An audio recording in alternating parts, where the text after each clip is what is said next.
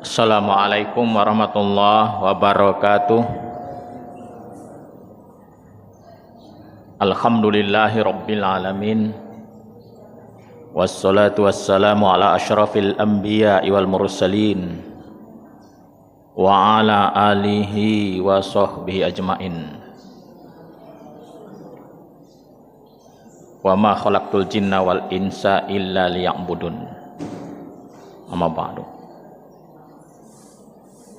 Bapak Ibu jamaah subuh Masjid Raya rahimakumullah, senantiasa kita memuji dan bersyukur kehadirat Allah Subhanahu wa taala karena sampai detik ini kita masih diberi nikmat yang banyak oleh Allah. Salawat serta salam selalu kita mohonkan agar tercurahkan pada Nabi kita Nabi Muhammad sallallahu alaihi wasallam serta keluarga, para sahabat dan pengikut beliau hingga akhir zaman. Bapak Ibu jamaah subuh rahimakumullah, adapun tema yang akan kita angkat pada kuliah subuh saat ini yaitu dengan tema ma'rifatullah. Tema ini sebenarnya cukup berat, Pak. Tapi kita mencoba apa itu ma'rifatullah. Sering kita dengar seperti itu. Ma'rifatullah ini berasal dari bahasa Arab. Berasal dari kata ma'rifah, dua kata, ma'rifah dan Allah. Ma'rifah itu artinya mengetahui, mengenal. Ma'rifatullah berarti mengenal Allah. Lantas sebuah pertanyaan, untuk apa kita mengenal Allah? Nah, ini kan pertanyaan yang sering muncul. Untuk apa kita belajar ma'rifatullah? Jawaban yang paling mendasar dan paling tepat, kita butuh Allah. Kita sangat butuh Allah, sehingga kita harus kenal dengan Allah. Karena di dalam ma'rifatullah itu banyak kebaikan, Pak. Ada keberkahan. Dengan ma'rifatullah akan mendapatkan ketenangan. Sehingga orang yang terus menggali, mempelajari, lebih banyak mengenal Allah, dia lebih mendapatkan ketenangan di dalam hidupnya. Dan ini juga akan meningkatkan keimanan dan ketakwaan kita kepada Allah. Ada pepatah Bapak Ibu, tak kenal maka tak sayang maka tak cinta. Mungkin ini benar adanya, mengapa kita belum juga sampai kepada makom mahabbatullah itu, makom kepada cinta kepada Allah. Itu kan sebuah makom atau kedudukan yang sangat tinggi. Karena kita belum mengenal Allah. Sehingga sangat penting bagi kita untuk mengetahui lebih banyak tentang Allah ini. Karena ma'rifatullah ini termasuk landasan agama. Ada sebuah ungkapan, non ini bukan hadis ini. Awaluddin ma'rifatullah. Tapi ini esensi dari sebuah ungkapan ini benar ini, Pak. Awal dari agama itu adalah mengenal Allah. Coba kalau ada orang yang ingin masuk Islam, itu bukan disuruh sholat, Pak. Bukan disuruh haji, enggak. Dia pertama harus mengikrarkan terlebih dahulu. Dikenalkan kepadanya dengan sebuah kalimat asyhadu alla ilaha illallah wa asyhadu anna muhammadar rasulullah. Dia harus bersaksi, walaupun dalam persaksian ini dia tidak melihat Allah. Memang seorang hamba ini mustahil untuk mengetahui hakikat atau zat Allah itu. Ini tidak mungkin. Bukan secara zohir untuk ma'rifatullah ini. Sehingga ungkapan-ungkapan di dalam ma'rifatullah ini banyak. Ada lagi sebuah ungkapan, bukan hadis juga ini. Man arafan nafsahu faqad arafa rabbahu. Ini perkataan kaum sufi. Siapa yang mengenal dirinya, dia akan mengenal Tuhannya. Berarti orang yang ingin kenal dengan Tuhan, dia harus tahu diri. Dia harus mengenal dirinya. Karena konsep mengenal Allah ini lebih banyak penyadaran. Kembali kepada nafs. Baik Bapak Ibu yang saya hormati, pentingnya mengenal Allah ini Bapak Ibu, kita ini, tujuan hidup kita ini ada di dalam Al-Quran surah Az-Zariyat, diterangkan di situ, wa ma khalaqtul jinna wal insa illa liya'budun. Tidak aku menciptakan jin dan manusia kecuali untuk mengabdi kepadaku. Jadi kita ini diciptakan dengan satu tujuan, mengabdi kepada Allah, Bu. Bukan mengabdi kepada setan. Ada satu aliran, Pak. Di Indonesia ini ada pemuja setan. Satanic verses, apa itu? Ada, tapi di Indonesia kurang berkembang. Dia itu, aliran ini menghujat Tuhan, Pak. Ini aliran yang nyeleneh. Jadi tujuan kita diciptakan, dihadirkan oleh Allah di muka bumi ini tidak lain adalah untuk sebuah pengabdian. Illa liya'budun. Pengabdian seperti apa? Penyembahan kepada Allah, taat kepada Allah, melaksanakan amanah, taklif yang dibebankan. Inilah pengabdian. Nah, bagaimana kita akan bisa baik di dalam pengabdian kalau kita tidak kenal dengan Allah? Bagaimana kita sholat akan baik, ibadah kita akan ikhlas kalau kita tidak kenal siapa yang kita sembah itu? Tidak bisa kita menjadi lebih baik. Tidak termotivasi. Kita ada rasa malu kepada manusia, Pak. Kalau kita kenal dengan uang itu. Saya udah, Pak. Kalau kita jalan-jalan ada kesalahan-kesalahan. Kalau kita tidak kenal di satu tempat, kita mungkin tidak kenal juga. Dengan uang-uang sini tidak masalah. Tapi kalau kita kenal dengan seseorang, dengan orang di satu tempat, kita mungkin akan malu. Banyak orang kenal di sini tidak lemak nih. Begitu juga dengan Allah. Kalau seseorang belum kenal Allah, dia akan sembarangan di dalam perilaku. Dia tidak ada rasa sungkan, tidak lemak. Tidak lemak dengan Allah. Ada semacam perasaan yang di dalam jiwanya ini rasa malu terhadap Allah. Tapi kalau orang yang belum kenal Allah, sholat saja sembarangan, tidak khusyuk, tidak masalah. Yang penting ibadah, yang penting sholat.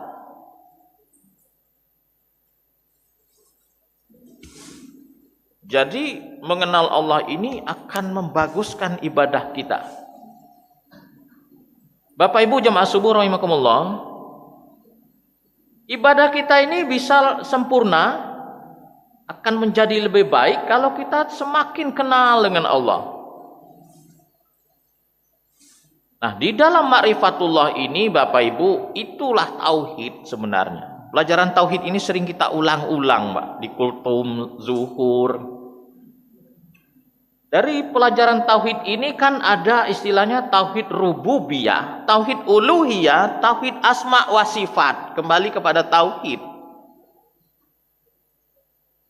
Tauhid rububiyah ini adalah berkenaan dengan keesaan Allah, masalah penciptaan, kekuasaan, pengaturan dunia ini, itu rububiyah. Kekuasaan Allah itu rububiyah, Pak. Bagi sejauh mana kekuasaan Allah? Kekuasaan Allah itu adalah kekuasaan mutlak. Allah yang menentukan.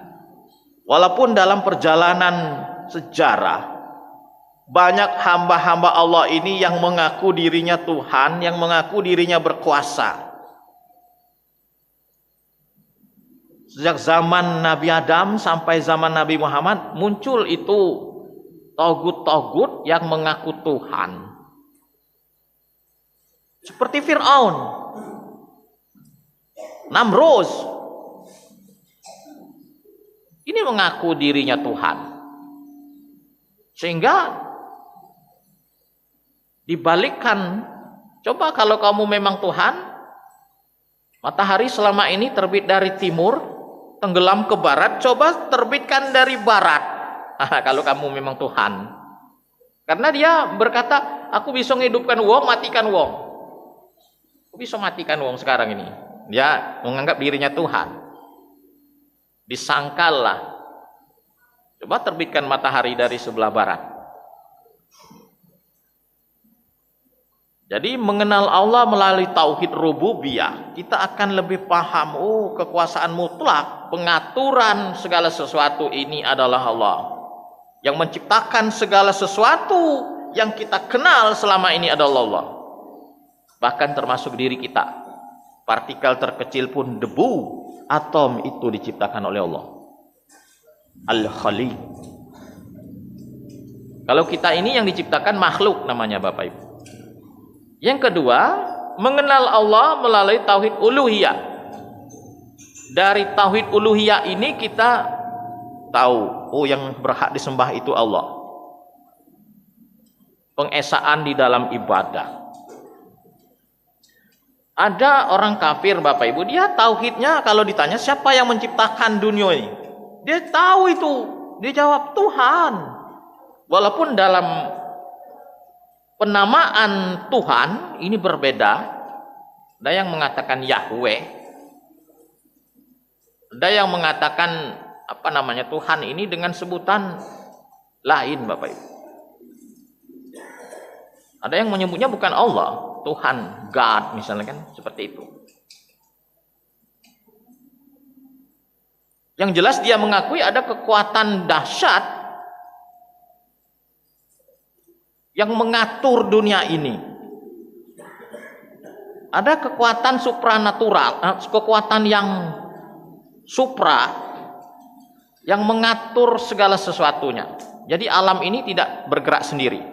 Matahari itu ada kekuatan, di balik kekuatan matahari itu ada kekuatan yang maha mencipta. Yang ketiga, mengenal Allah melalui asma wa sifat. Tauhid asma wa sifat.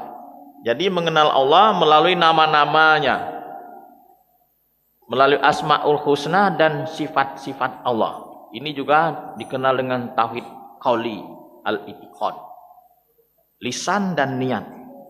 Jadi kita memahami niat kita ini, Allah itu maha mendengar, Allah itu maha melihat dan sebagainya. Itu asma wa sifat. Mengenal lebih jauh tentang sifat-sifat Allah. Ini ada di dalam ayat kursi, Pak.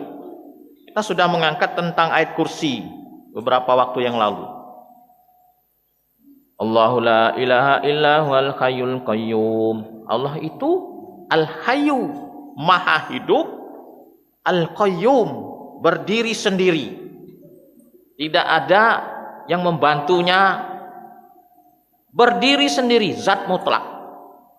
La ta'khuduhu sinatu wala naum. Tidak mengantuk. Kalau makhluk ada ngantuknya, Pak. Wala naum, dan tidak tidur, tidak lengah. Ini sifat yang maha kuat. Bayangkan kalau Allah itu ngantuk, Pak. Akan terjadi kekacauan kalau Allah itu tidur. Kita kalau tidak tidur justru kacau, error. Sedetik pun Allah tidak ngantuk, Pak.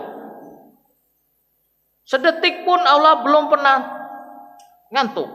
Allah itu maha kuat, al-qawiyyu al-matinu, kuat lagi kokoh. Kita lihat bagaimana kekuatan angin kekuatan matahari, kekuatan besi, Pak. Itu ciptaan yang diciptakan. Itu saja kuat, Bapak Ibu. Bagaimana kekuatan atom, Bapak Ibu? Itu sangat dahsyat. Bagaimana dengan yang menciptakan atom itu? Itu kan yang maha kuat.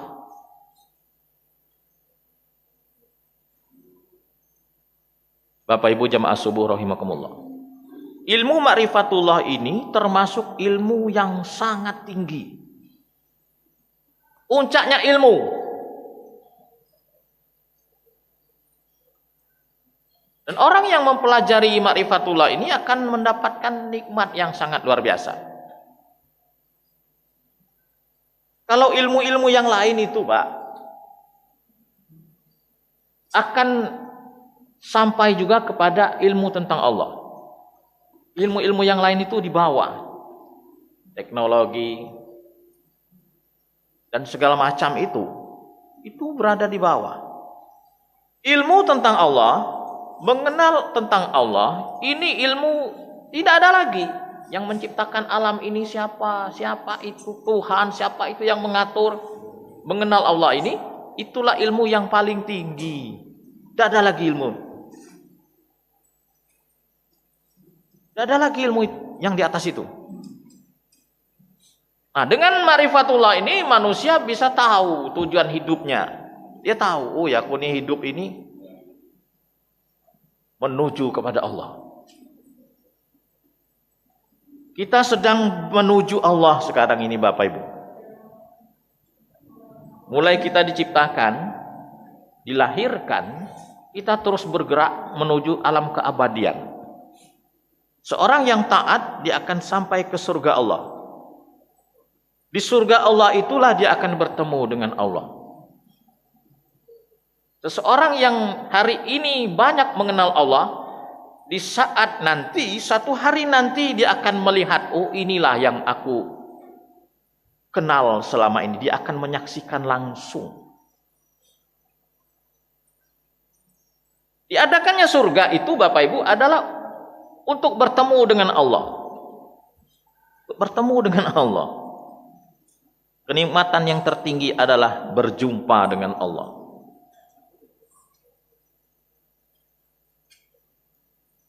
Seandainya surga itu diciptakan, Bapak Ibu, dan tidak ada pertemuan dengan Allah di sana, pasti orang masih mencari Allah. Tapi pertemuan dengan Allah itu di surga. Bapak Ibu jamaah subuh rahimakumullah, orang yang tidak mengenal Allah ini disamakan dengan binatang, Bapak Ibu. Ini dalam Al-Quran surah Muhammad yang ke-12. A'udzubillahi minasyaitonirrajim. Bismillahirrahmanirrahim. Walladzina kafaru yatamatta'una wa ya'kuluna kama ta'kulul an'am wan naru mathwa lahum. Dan orang-orang yang ingkar, orang kafir tidak mengenal Allah, mereka bersenang-senang. Mereka makan sebagaimana makannya binatang, makan dia. Artinya hidupnya ini hanya pemenuhan syahwat. Makan itu termasuk nafs, pemenuhan syahwat. Pannaru maswa lakum. Dan neraka adalah tempat tinggal mereka. Jadi orang-orang yang tidak kenal Allah ini akan menuju kepada neraka. Dan orang-orang yang mengenal Allah hari ini, dia akan sampai kepada penyaksian, melihat langsung kepada Allah. Oh inilah Allah yang sebenarnya. Nah, satu hari nanti Allah itu akan wujud sesuai dengan sifat atau asma'nya. Allah itu wujud, Pak. Tapi hari ini wujud Allah itu belum bisa dilihat. Nabi Musa sangat penasaran sekali ingin melihat Allah, itu tidak mampu, pingsan, Bapak Ibu. Silakan, Pak, yang ada kopi. Silahkan ngopi, yang snacknya silakan. Tidak jadi masalah sambil kita ngopi-ngopi pagi ini. Snack jalan, ceramah jalan, Pak. Silakan Ji. Tidak masalah Ji. Tidak mengurangi kekhusyuan atau konsentrasi di dalam mendengarkan ceramah, Bapak Ibu. Jadi ma'rifatullah ini sangat penting, sehingga orang-orang yang berusaha mencari Allah, berusaha lebih banyak mengenal Allah, ini kalau zaman dulu dikenal dengan sufi. Orang-orang tasawuf, orang-orang sufi itu sangat ekstrim. Satu sisi dia sangat ekstrim di dalam pengamalan ibadah, di dalam mencari Tuhan. Sebenarnya Bapak Ibu, ma'rifatullah atau mengenal Allah ini banyak cara. Banyak jalan untuk sampai pada pengenalan kepada Allah. Tapi yang lebih mudah adalah melalui tauhid, ilmu tauhid. Kan langsung dijelaskan itu, ada tauhid rububiyah. Siapa Allah itu? Itulah Rabb yang mengatur, yang menciptakan. Uluhiyah, mengesakannya, menyembahnya, beribadah kepadanya. Itulah uluhiyah. Kemudian melalui asma-asma'nya, nama-namanya, Allah Al-Qadir, Al-Muqtadir. Dari situ kita lebih banyak mengenal siapa itu Allah. Melalui Asmaul Husna, Bapak Ibu. Sehingga tauhid itu kan tauhid rububiyah, tauhid uluhiyah, yang ketiga tauhid asma namanya. Melalui asma-asma Allah. Jadi kalau hari ini Bapak Ibu mempelajari Asmaul Husna, menghafal Asmaul Husna, berarti kita sedang lebih banyak mengenal Allah. Sedang mempelajari tentang sifat-sifat Allah. Karena mengenal Allah secara zat itu tidak mungkin. Tidak mungkin zatnya dari apa, bentuknya seperti apa. Tidak mungkin itu. Kita juga di dalam mengenal Allah ini harus dengan ma'unahnya Allah, pertolongan Allah. Tidak bisa ujuk-ujuk, tahu-tahu kenal Allah. Tidak bisa. Tapi di sini perlu pembuktian kesungguhan seseorang di dalam mencari pengenalan kepadanya. Manjahadu fina lanahdiyanahum subulana. Barang siapa yang bersungguh-sungguh kepada kami, manjahadu fina lanahdiyanahum subulana. Akan kami tunjukkan jalan-jalan kami.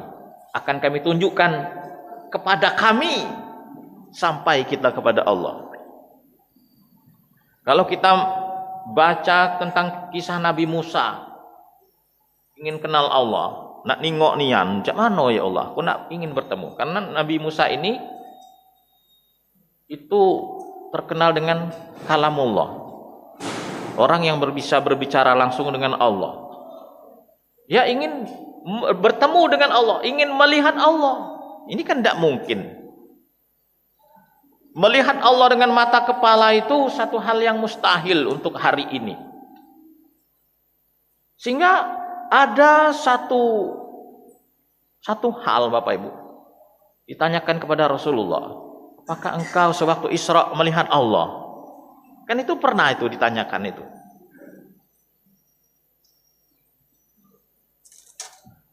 Bapak Ibu jamaah subuh rahimakumullah. Kita bisa melihat Allah nanti di surganya Allah. Allah akan mewujudkan dirinya. Bagaimana keindahan Allah. Kenikmatan surga, keindahan surga redup di saat Allah wujud, Bapak Ibu. Surga itu memang tempat kenikmatan. Tapi kenikmatan yang tertinggi di dalam surga adalah bertemu dengan Allah. Itulah kenikmatan yang tidak ada di atasnya lagi. Sama seperti hari ini, ma'rifatullah, ilmu tentang ma'rifatullah adalah ilmu yang paling tinggi. Bapak Ibu jamaah subuh rahimakumullah, orang yang sudah ma'rifatullah, mengenal Allah ini ada cirinya. Apakah kita ini termasuk orang yang ma'rifatullah? Ada cirinya. Yang pertama, la khaufun alaihim walahum yahzanun. Tidak takut, la khaufun wala yahzanun, dan tidak pula bersedih. Jadi masalah-masalah yang muncul dan tidak takut. Ketakutannya itu hanya kepada Allah. Sedihnya itu kalau dia jauh dari Allah. Sedihnya itu kalau dia tidak melakukan ketaatan kepada Allah. Jadi barometer ketakutan dan kesedihannya adalah Allah. Itu orang yang ma'rifatullah. Tidak duit dia, tidak sedih dia, Pak. Banyak masalah dalam hidup, biasa itu, Pak. Tapi di saat dia jauh dari Allah, tidak mengingat Allah, disitulah dia merasa sedih. Itu orang yang sudah ma'rifatullah.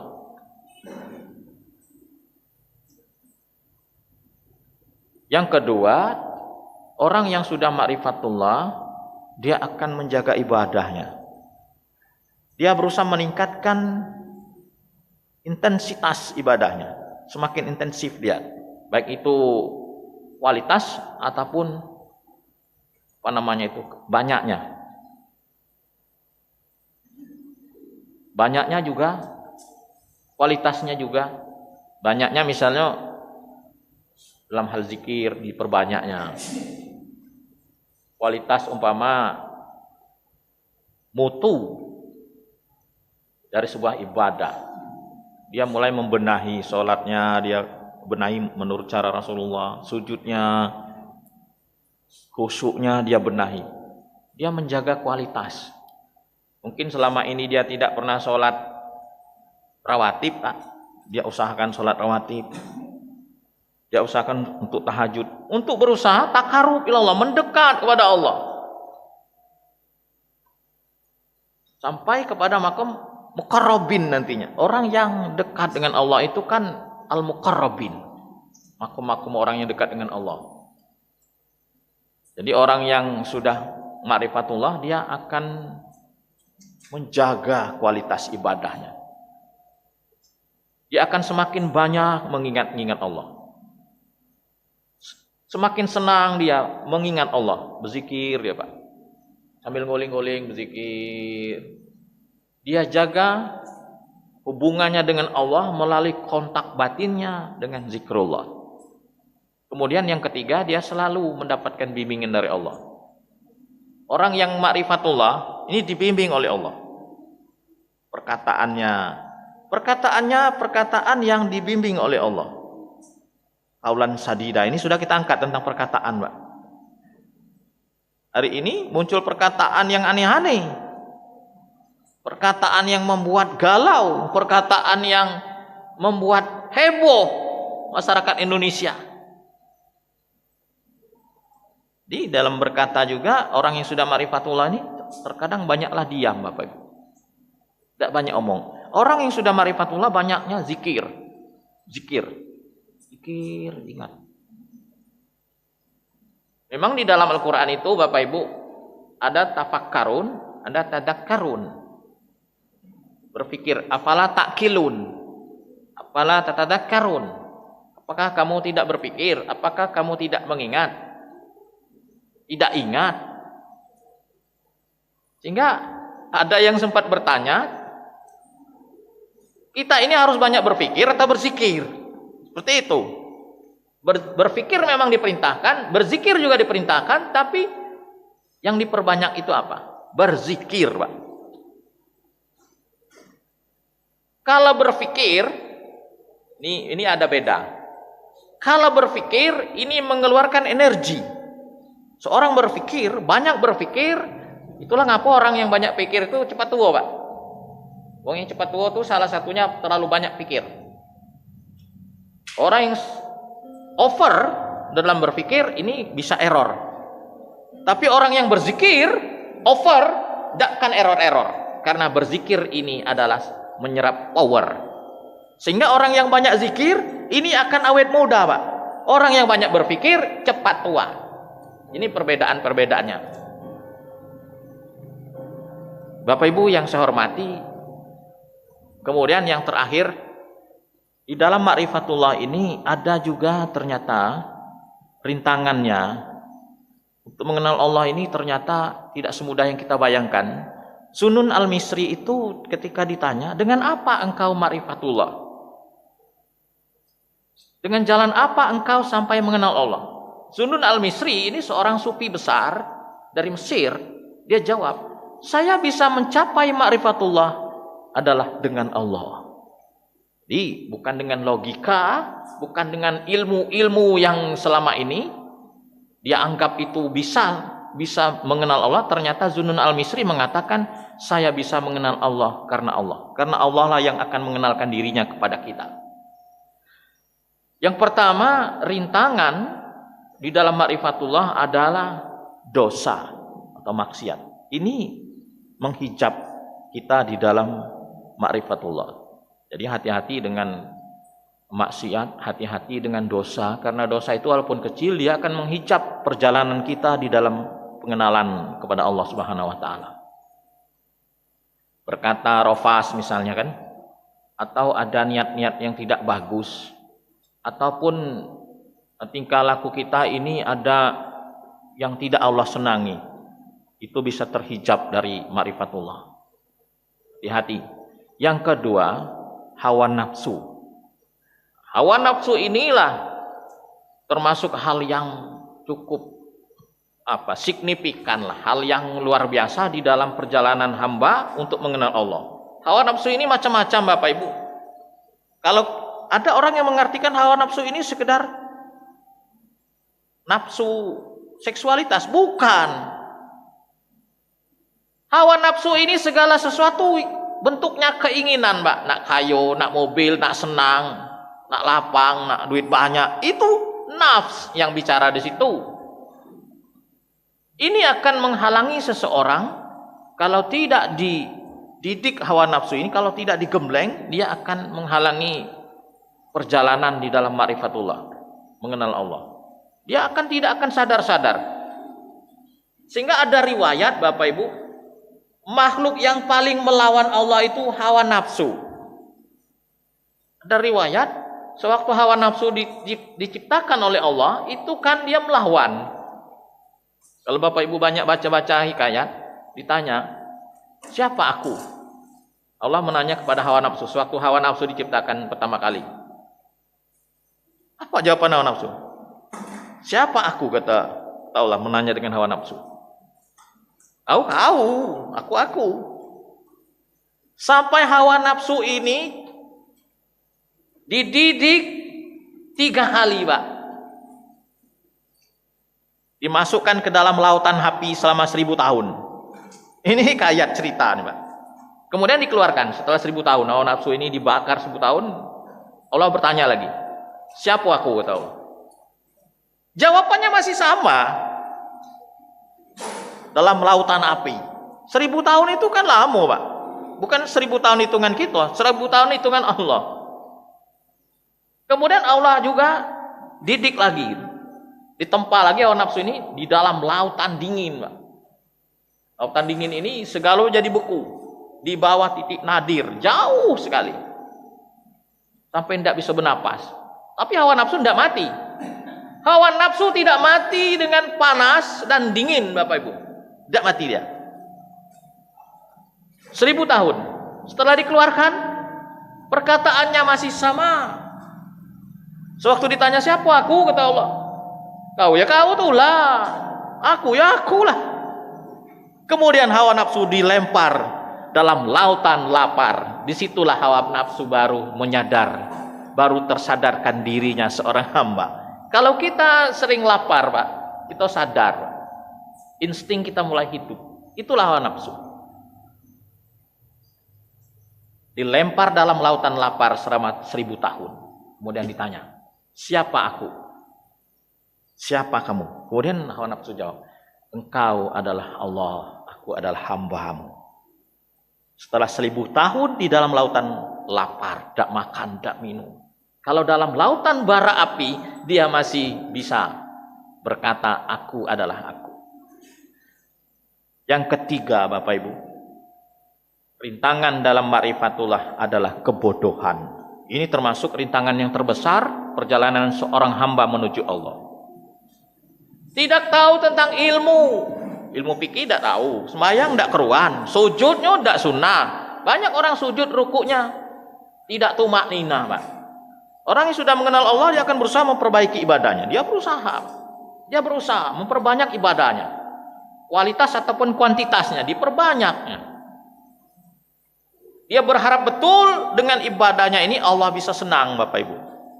Sehingga dalam satu doanya dia minta ditambahkan pengenalan, minta ditambahkan rasa cinta kepada Allah. Sehingga ada satu doa orang sufi, inilah siang nih Pak, lewat jam 6. Ilahi anta maksudi. Ini doa sufi. Ilahi anta maksudi waridhoka matslubi. Ya Allah, engkaulah tujuanku. Ilahi anta maksudi waridhoka matslubi. Ridhomu lah yang aku cari. Atini mahabbataka. Berilah aku kecintaan kepadamu, rasa cinta. Wa ma'rifataka, dan pengenalan kepadamu. Jadi permintaan orang sufi ini terkadang melihatnya kita aneh juga kadang. Yang dimintanya bukan kesenangan dunia, tapi dia minta rasa cinta kepada Allah. Rasulullah pernah juga mengajarkan sebuah doa tentang cinta. Kalau doa dari Rasulullah, Allahumma inni as'aluka hubbaka wa hubba man yuhibbuka wal malalladzi balighuni hubbaka. Allahumma ja'al hubbaka habba ilayya min nafsi wa ahli wa minal ma'il barid. Itu yang diajarkan oleh Rasulullah. Jadi kebodohan ini akan menghijab perjalanan di dalam mengenal Allah Subhanahu wa taala. Jadi untuk mengenal Allah lebih banyak, pertama jauhi perkara maksiat dan dosa. Kedua, kita menggembleng hawa nafsu kita. Tidak lama lagi kita akan Ramadan, ini dalam rangka pelatihan hawa nafsu. Dan yang ketiga, kita terus taklim subuh, taklim zuhur. Hari ini sudah banyak Bapak Ibu internet, YouTube, Google, kita bisa bertanya langsung, bisa kita klik saja ingin masalah apa, ustadznya siapa, ini langsung keluar. Jadi kalau hari ini ada orang masih awam juga tentang ilmu agama, ini karena dia tidak mau belajar. Dan orang yang berusaha untuk marifatullah, dia ini sudah ibaratkan seorang yang terbang menggapai yang sangat tinggi. Karena ilmu marifatullah ini adalah ilmu yang paling tinggi. Orang yang sampai ke makom marifatullah, itulah orang-orang arif billah. Orang yang arif tentang Allah, tahu tentang Allah. Ini saja Bapak Ibu, mohon maaf kalau ada yang salah kata, salah pemahaman. Yang benar dari Allah. Mudah-mudahan apa yang kita sampaikan ini bermanfaat. Mari kita senantiasa menggali kembali tentang ilmu-ilmu Allah ini, sehingga kita bisa dekat dengan Allah, sehingga kita bisa lebih baik dalam ibadah kepadanya. Terima kasih. Wassalamualaikum warahmatullahi wabarakatuh.